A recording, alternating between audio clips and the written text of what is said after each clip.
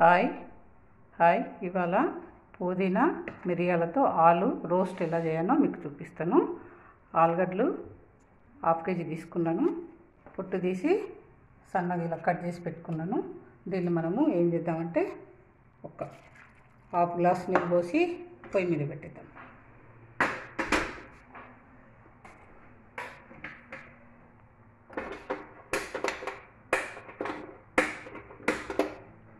Glass నీళ్ళు పోసి పెట్టేద్దాం.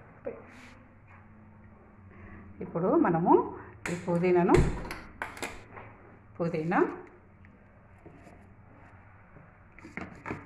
పుదీనా మిరియాలు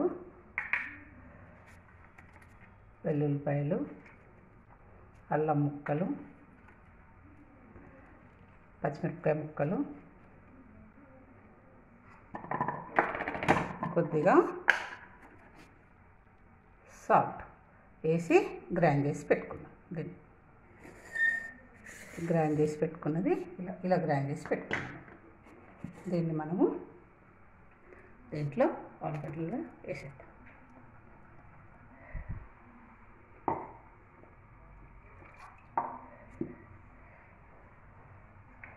ఓకే, గ్రైండర్ కడిగి నీళ్ళు పోసేసుకోండి.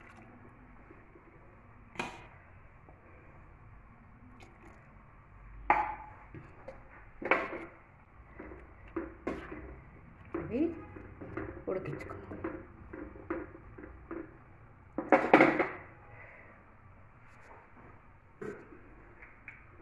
మూత పెట్టేసుకున్నాం. ఇప్పుడు దీంట్లో ముక్కుట్లో మీకు ఎంత కావాలంటే అంత ఆయిల్ వేసుకుంటాం. ఇప్పుడు జీడిపప్పు, ఎండుమిర్చి, అల్లం వెల్లుల్లిపాయ పేస్ట్, కొత్తిమీర, కరివేపాకు, స్ప్రింగ్ ఆనియన్స్, గరం మసాలా, జీరా పౌడర్, ధనియా పౌడర్, ఉప్పు, ఉల్లిపాయలు కూడా సన్నగా కట్ చేసి ఇలా కట్ చేసి పెట్టుకున్నాను. ఉల్లిపాయ ఇప్పుడు మనము నూనె కాగిన తర్వాత జీడిపప్పు వేసుకున్నాం. కొద్దిగా కావాలి జీడిపప్పు,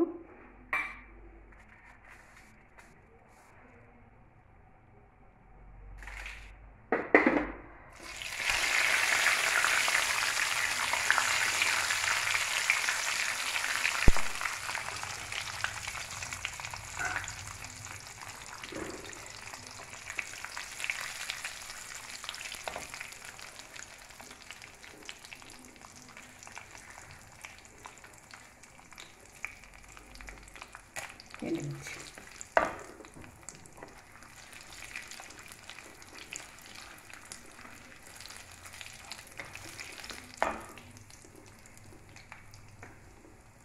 కరివేపాకు,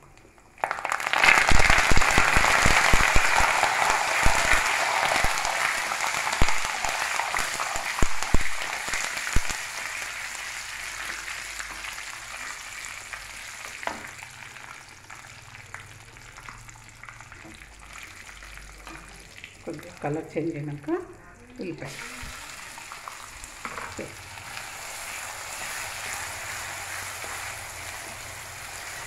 ఉల్లిపాయ బాగా ఫ్రై చేసుకోవాలి, బాగుంటుంది. దీంట్లో మనము ఇప్పుడు అల్లం పేస్ట్,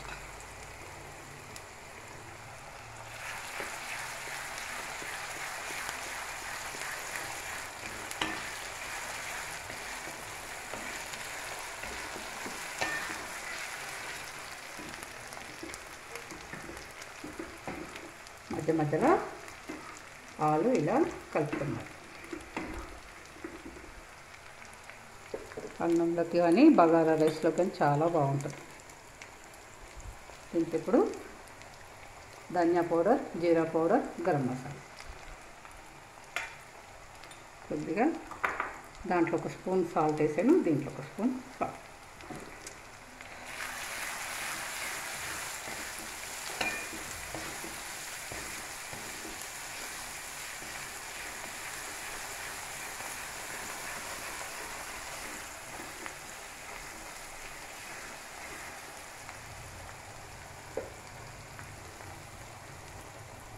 కొద్దిగా కొత్తిమీర,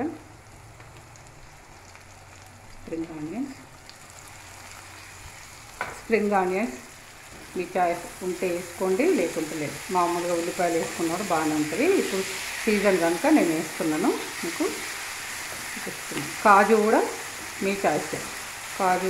కాజు వేస్తుందంటే చాలా టేస్ట్ ఉంటుందని వేస్తున్నాను.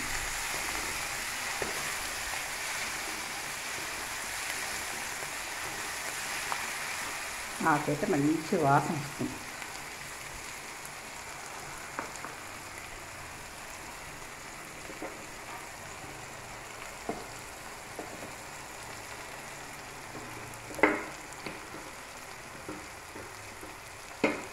దీంట్లో మనము ఇప్పుడు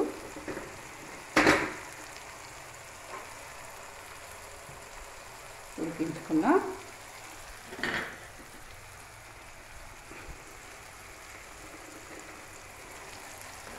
ఆలుగడ్డ ముద్ద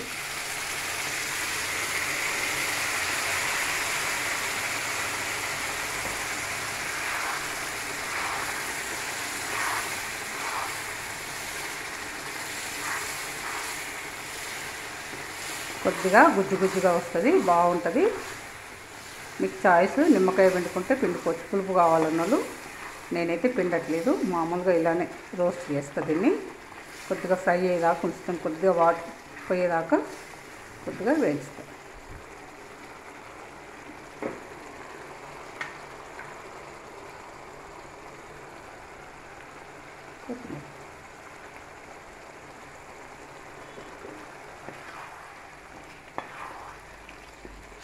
ఒక 10 మినిట్స్ ఉంచితే మీకు రోస్ట్ అయిపోతుంది, మంచి కలర్ వస్తుంది మీకు.